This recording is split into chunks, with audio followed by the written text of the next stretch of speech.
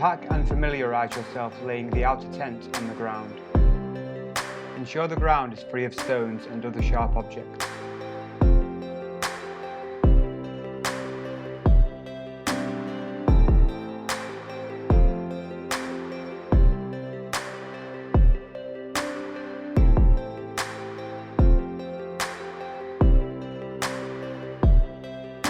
Inflate the main hoops until rigid, ensuring the valves are screwed in tightly.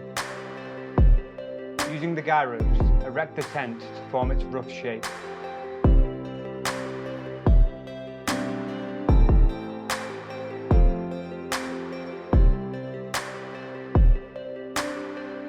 Ensure all the doors are closed and peg out each of the four corners to form a rigid shape.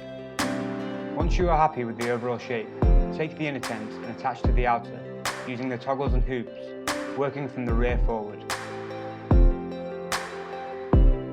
Once you are happy, proceed to peg out any remaining guy line. Make sure the ground sheet is flat and crease free as you go.